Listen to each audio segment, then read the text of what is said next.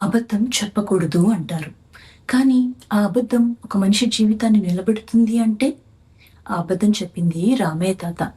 ఎందుకు అబద్ధం చెప్పారో తెలియాలి అంటే కథ చివరి వరకు వినండి. ఒక ఊర్లో ఒక రిటైర్డ్ టీచర్ ఉన్నారు. అతనంటే అందరికీ చాలా గౌరవం.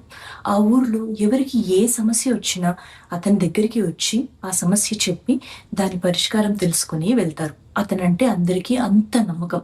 అతను ఎవరో కాదు, రామయ్య తాత.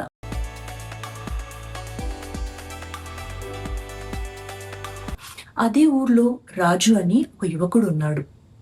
చదువు పూర్తి చేశాడు. కానీ ఉద్యోగం రాలేదు. తన తల్లి చాలా బాధపడుతూ ఉంటుంది రోజు. నిన్ను చదివిచ్చాము, ఇంత ఖర్చు పెట్టాము, ఇంకా ఉద్యోగం లేదు, ఇంట్లో ఖాళీగా ఉంటున్నావు అని రోజు బాధపడుతూ ఉంది.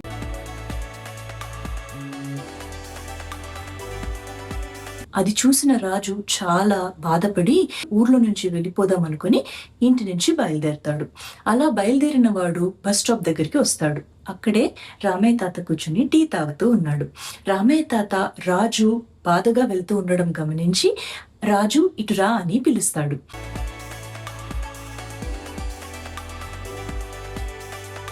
రాజు రామయ్య తాతని చూసి తాతయ్య దగ్గరికి వెళ్తాడు. ఏమైంది రాజు, అంత బాధగా ఉన్నావు, ఎటు వెళ్తున్నావు అని అడుగుతాడు. అప్పుడు రాజు అంటాడు, ఏం లేదు తాతయ్య, ఇక్కడ ఎన్ని సంవత్సరాల నుంచి ఉన్నా ఉద్యోగం మాత్రం రావట్లేదు, చాలా ప్రయత్నిస్తున్నాను, నేను ఇక్కడి నుంచి వెళ్ళిపోదాం అనుకుంటున్నాను అని అంటాడు. అప్పుడు రామయ్య తాత నవ్వేసి సరే ఆగు అని చెప్పి తన జేబులో ఉన్న కవర్లో ఉంచి చివరగా ఉన్న 500 తీసి రాజుకి ఇదిగో ఇది తీసుకుని వెళ్ళు అని అంటాడు.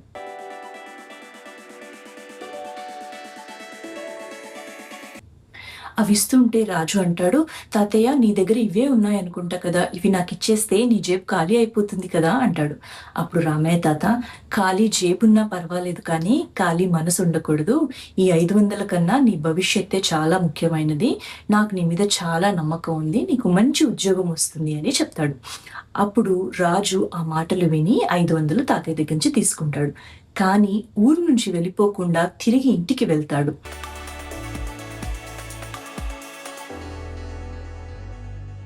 నెల 2 నెలలు కష్టపడి చిన్న చిన్న ఉద్యోగాలు చేసుకుంటాడు. అలా చేసుకుంటూనే తన స్కిల్స్ ని తను ఇంప్రూవ్ చేసుకుంటాడు.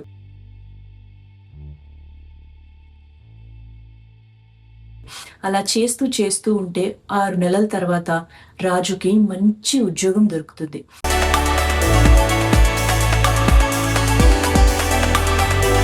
ఉద్యోగం దొరకగానే మొదటిగా రాజు తాతయ్య వాళ్ళ ఇంటికే వెళ్తాడు.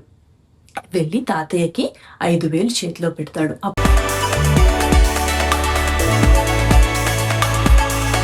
అప్పుడు తాతయ్య అంటాడు, ఇంత డబ్బు ఎందుకురా, ఎందుకు ఇస్తున్నావు అని అడుగుతాడు. అప్పుడు రాజు చెప్తాడు, తాతయ్య ఆ రోజు నువ్విచ్చిన 500 నన్ను ఇంత గొప్ప స్థాయిలో నించోపెట్టింది, జీవితం గురించి ఆలోచించేలా చేసింది అని అంటాడు.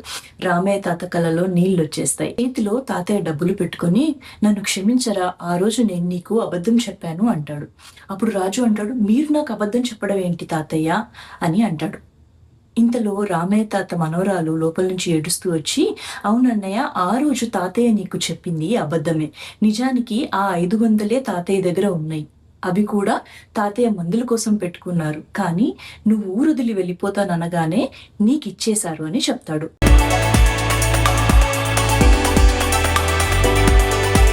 రాజు చాలా బాధపడిపోయి తాతయ్య కాళ్ళ మీద పడిపోతాడు.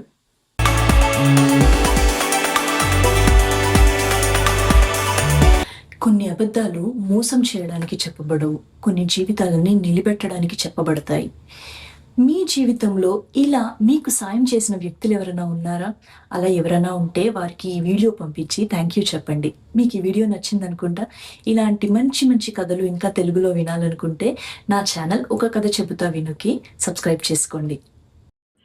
మీ జీవితంలో మీకు ధైర్యం ఇచ్చిన వ్యక్తి ఎవరు? వారి పేరు కమెంట్స్లో రాయండి. వారికి ఈ కథను పంపండి. మళ్ళీ మరో అందమైన కథతో మీ సుష్మ. ఒక కథ చెబుతా వినులో.